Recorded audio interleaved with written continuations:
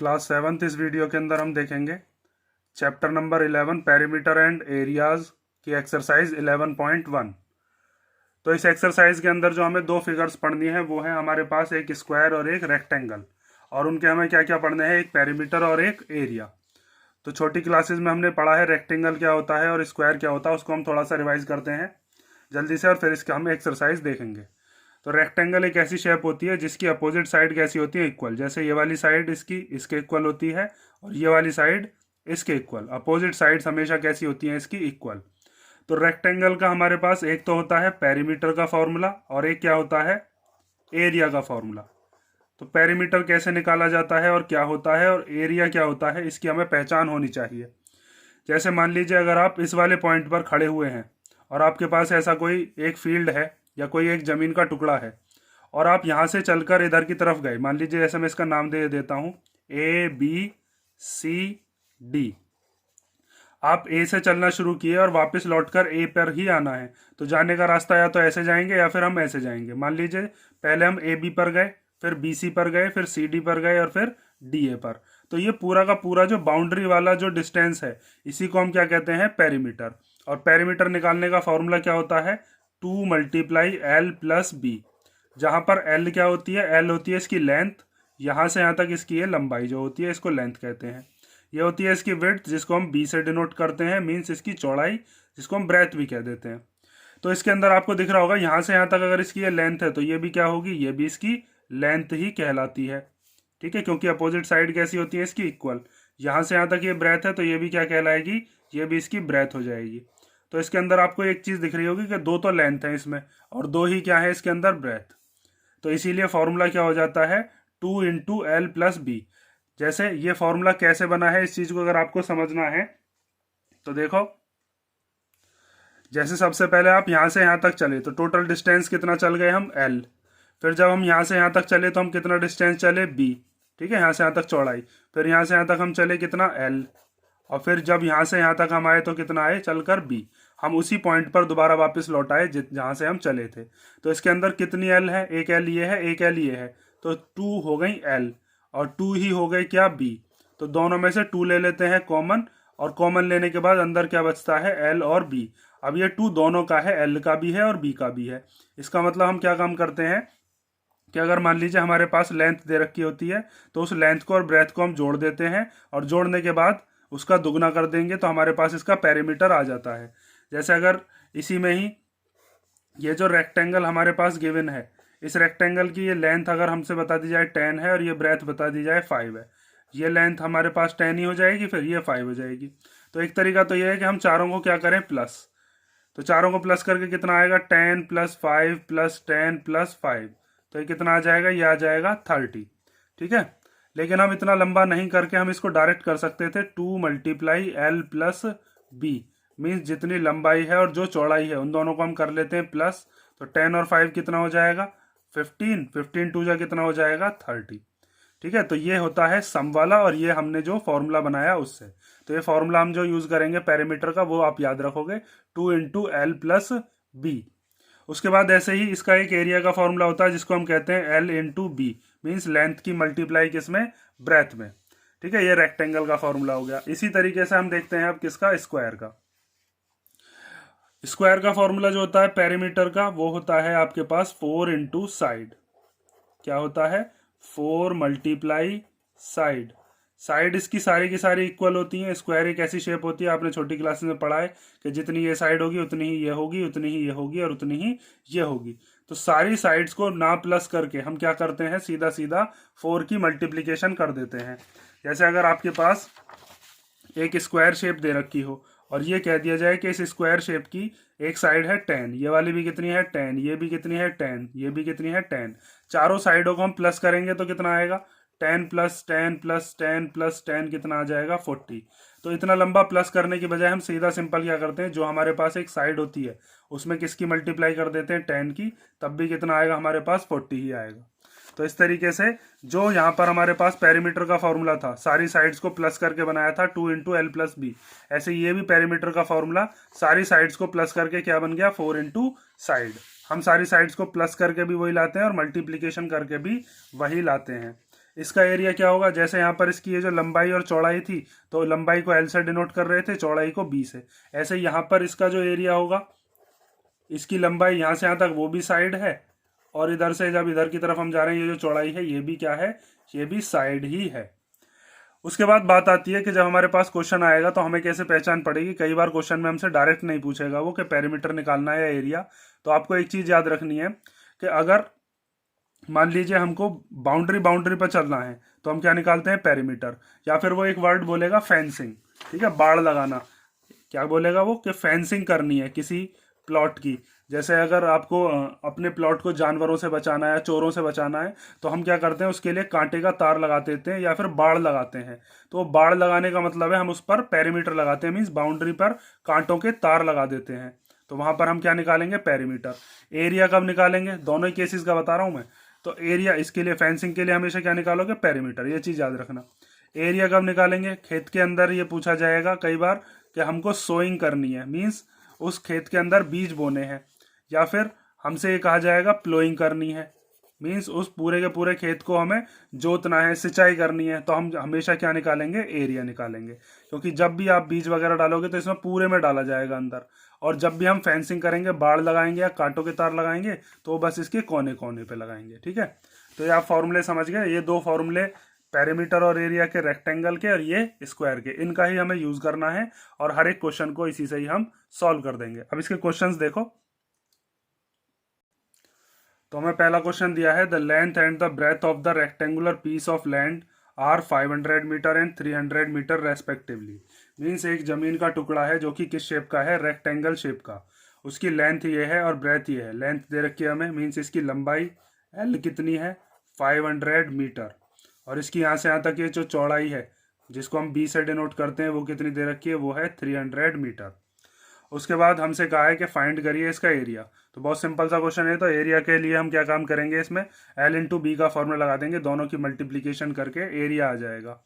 फिर उसके बाद the cost of the land हमें बतानी है। If 1 metre square of the land cost ₹10,000। Means ये पूरा का पूरा जो एरिया है, अगर इसके अंदर से बहुत छोटा सा एक 1 मीटर स्क्वायर का एरिया काट लिया जाए तो वो कितने रुपए का बैठेगा, 10,000 का। तो पूरी जमीन कितने की बैठेगी, तो जो हमारे पास एरिया आएगा उसकी मल्टीप्लीकेशन हम 10,000 में कर देंगे, तो हमें ये पता चल जाएगा पूरी जमीन की कॉस्ट क्या है।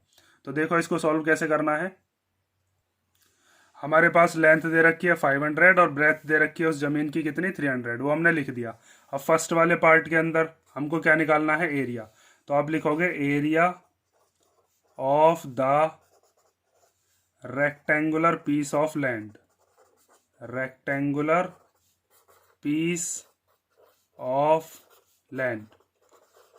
तो उसका फॉर्मूला क्या हो जाएगा, उसका फॉर्मूला होता है अपने पास L into B, means length multiply breadth. तो लेंथ कितनी है, लेंथ की जगह पर वैल्यू रख दोगे 500 मीटर। और ब्रेथ कितनी है, ब्रेथ है हमारे पास 300 मीटर, मीन्स इसकी विड्थ जो इसकी चौड़ाई है। तो बहुत सिंपल है अब इसको सॉल्व करना। जीरो की तो मल्टीप्लीकेशन हम कैसे कर देते हैं, 2 जीरो यहाँ पर है, 2 जीरो यहाँ पर है, तो 4 जीरो आ जाएंगे हमारे आंसर में। और 5 की मल्टीप्लाई जब 3 में करोगे तो 5 3 जा कितना हो जाएगा, 15।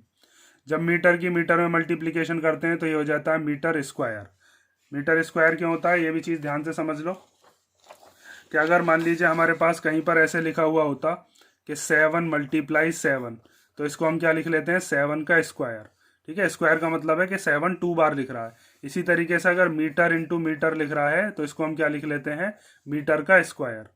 ठीक है, 1 मीटर ये वाला, 1 मीटर ये वाला, इन दोनों की मल्टीप्लीकेशन होकर मीटर का स्क्वायर। फर्स्ट पार्ट हो गया। अब हम देखते हैं इसका सेकंड वाला पार्ट, जिसके अंदर हमें क्या निकालनी है, कॉस्ट। तो उसके लिए सीधा सिंपल हमें 10,000 की मल्टीप्लीकेशन इसमें कर देनी है।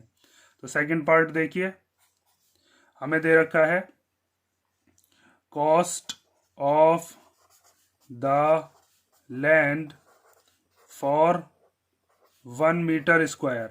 1 मीटर स्क्वायर अगर जमीन लेते हैं तो कितना रुपया हमें देना पड़ेगा, 10,000 रुपीज। लेकिन हम 1 मीटर स्क्वायर जमीन थोड़ी ना लेंगे, हम तो इतनी जमीन ले रहे हैं, ये हमारा जमीन का एरिया आया। तो अब आप क्या करोगे, cost of the land for 150000 metre square, इतनी जमीन है अपने पास, तो इसकी मल्टीप्लीकेशन हम इसमें कर देंगे और हमारे पास टोटल रुपीज आ जाएंगे। तो 10,000 मल्टीप्लाई इसमें हम कर देते हैं। तो यहाँ पर आपको दिख रहा होगा 1 2 3 4 5 6 7 8, तो आंसर में कितने जीरो आएंगे 8। तो 1 2 3 4 5 6 7 और 8, और इस 15 की जब 1 में करेंगे तो 15 बन जा 15, इतने रुपए की वो क्या हो गई, जमीन हो गई। ठीक है, ये जो भी बैठेगा 1 10 100 1000 10,000 लाख 10 लाख करोड़ 10 करोड़ और 100 करोड़, मीन्स 150 करोड़ के करीब की वो जमीन बैठेगी। ये हमारा क्वेश्चन नंबर फर्स्ट हो गया, सिंपल सा क्वेश्चन था। सेकंड क्वेश्चन देखो।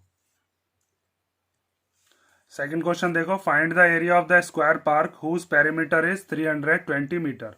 मीन्स हमें क्या दे रखा है, एक स्क्वायर शेप का एक पार्क है और उसका हमें क्या बताना है, एरिया बताना है। तो एरिया का फॉर्मूला क्या होता है, साइड इंटू साइड। अभी मैंने आपको यहाँ पर बताया एरिया इक्वल टू क्या होगा, साइड इंटू साइड। लेकिन हमारे पास साइड तो है नहीं, ये साइड नहीं दे रखी, ये क्या दे रखा है हमें, पेरीमीटर दे रखा है 320। तो इस पेरीमीटर की हेल्प से हम क्या निकालेंगे, पहले साइड निकालेंगे, तब हम क्या निकाल पाएंगे इसका एरिया, क्योंकि एरिया के लिए हमें क्या चाहिए, साइड चाहिए।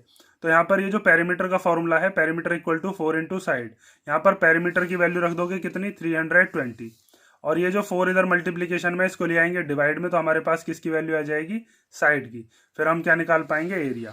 तो देखो बहुत सिंपल सा क्वेश्चन है ये भी। इसके अंदर हमें पेरीमीटर का फॉर्मूला हम लगाना है। पेरीमीटर इक्वल टू क्या होता है, पेरीमीटर इक्वल टू होता है 4 मल्टीप्लाई साइड। तो इसमें हमें पेरीमीटर गिवन है या साइड गिवन है, साफ दिख रहा है हमको पेरीमीटर दे रखा है। तो पेरीमीटर के नीचे उसकी वैल्यू रख दोगे आप कितनी, 320। साइड की जगह मत रख देना, फिर तो गलत हो जाएगा। और 4 मल्टीप्लीकेशन बाय साइड। अब ये 4 इधर मल्टीप्लाई का इधर आएगा तो डिवाइड में, तो 320 के डिवाइड में क्या आ गया 4, इक्वल टू में क्या बचा, साइड। अब इस 4 से इस 320 को डिवाइड करते हैं तो 4 8 जा 32 और 0 एज इट इज आ गई। 4 से आप इसको डिवाइड भी करके देख सकते हो। तो हमारे पास साइड कितनी आई, साइड आ गई 80 मीटर। ठीक है, ये हमारे पास जो स्क्वायर पार्क है इसकी एक साइड 80 मीटर की है, और आपको पता भी है कि ये वाली जब 80 मीटर की होगी, मान लीजिए ये वाली जो साइड है ये 80 मीटर है, तो ये भी 80 मीटर होगी, ये भी 80 मीटर होगी, ये भी 80 मीटर होगी। तभी तो चारों को मिला के 80 80 80 और 80 कितना बैठेगा, 320। उसके बाद हम क्या करते हैं, एरिया निकालते हैं। तो बहुत सिंपल है, अब आगे क्या करना है आपको, एरिया का फॉर्मूला लगा देना है बस। तो area of square park equal to क्या होगा, साइड मल्टीप्लाई बाय साइड। तो साइड की जगह पर कितना रख देंगे हम, 80, और उसकी मल्टीप्लीकेशन 80 मीटर की 80 मीटर में।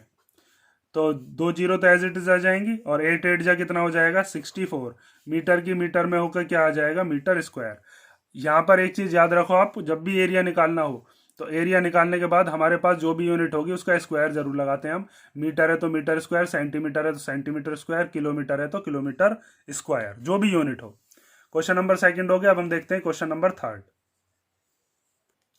तो थर्ड क्वेश्चन देखो, इसमें दिया है find the breadth of the rectangular plot of land if it's area is 440 metre square. Means हमारे पास एक रेक्टेंगुलर शेप का जमीन का टुकड़ा दिया है। ये क्या है, रेक्टेंगुलर प्लॉट ऑफ लैंड। ठीक है, इसका एरिया हमें बता रखा है पहले से ही, कितना है, 440 मीटर स्क्वायर। और इसकी जो लेंथ है, मीन्स इसकी जो लंबाई है वो कितनी दे रखी है हमको, वो दे रखी है 22 मीटर। और हमसे कहा है फाइंड द ब्रेथ, मीन्स इसकी चौड़ाई बताइए। तो हमें ब्रेथ बतानी है, ब्रेथ हमें नहीं पता है। ठीक है, और उसके बाद जब ये पूरा सॉल्व हो जाएगा, ब्रेथ आ जाएगी, उसके बाद फिर कहा है ऑल्सो फाइंड इट्स पेरीमीटर। इसका पेरीमीटर भी हमको बताना है। तो पेरीमीटर का फॉर्मूला हम लगा देंगे 2 इंटू एल प्लस बी। ठीक है, ये वाला formula 2 into L plus B. लेकिन पहले बी तो पता चले, तो बी को पता करने के लिए हम क्या काम करेंगे, हमें एरिया गिवन है और साथ में लेंथ गिवन है, तो हम ये वाला फॉर्मूला लगाते हैं एरिया का, एल इंटू बी। यहाँ पर एरिया की जगह एरिया की वैल्यू रख देंगे 440, लेंथ की जगह लेंथ की वैल्यू रख देंगे कितनी, 22। उसके बाद जो लेंथ की वैल्यू है 22 उसको ले आएंगे अपॉन में, और वहां से हमारे पास किसकी वैल्यू आ जाएगी, ब्रेथ मीन्स इसकी चौड़ाई आ जाएगी। फिर हम इसका पेरीमीटर भी निकाल पाएंगे। तो देखो बहुत सिंपल है ये भी। ठीक है, ये हमने एरिया लिख दिया 440 गिवन है, और लेंथ कितनी लग दी 22 जो हमें गिवन है। अब एरिया का फॉर्मूला होता क्या है, area of rectangular plot. Rectangle का एरिया होता है अपने पास लेंथ मल्टीप्लाई ब्रेथ या फिर L इंटू बी। अब यहाँ पर तीन चीज़ें हैं, एक तो एरिया है, एक लेंथ है और एक ब्रेथ है। जो हमने पीछे के क्वेश्चन अभी किए थे उन क्वेश्चंस के अंदर हमारे पास क्या था, जैसे फर्स्ट वाला क्वेश्चन था, फर्स्ट वाले क्वेश्चन में भी एरिया था, लेंथ थी, ब्रेथ थी। तो लेंथ और ब्रेथ जब दे रखी होती है तो हम एरिया निकाल लेते हैं। इन तीन में से दो चीज़ हमें पता होनी चाहिए तो हम तीसरी चीज़ निकाल पाते हैं। तो यहाँ पर इन तीनों चीज़ों में से हमें क्या क्या दे दिया, एरिया दे दिया और लेंथ दे दी, तो ब्रेथ निकाल पाएंगे हम।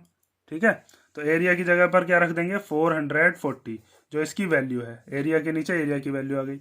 लेंथ कितनी है, लेंथ है 22, तो यहाँ पर 22 आ गया। और ब्रेथ कितनी है वो हमको निकालनी है। तो ये 22 इधर मल्टीप्लीकेशन में, इधर आएगा तो डिवाइड में। तो 440 के डिवाइड में क्या आ गया, 22 इक्वल टू में ब्रेथ। उसके बाद यहाँ पर ये आपको दिख रहा होगा 11 के टेबल में ये 2 बार आता है और 11 के टेबल में ये 4 बार। 11 4 जा 44, 11 2 जा 22 और ये 0 एज इट इज आ गई ये वाली। अब इस 2 से इस 40 को कैंसिल कर सकते हैं कितने टाइम्स, 20 टाइम्स।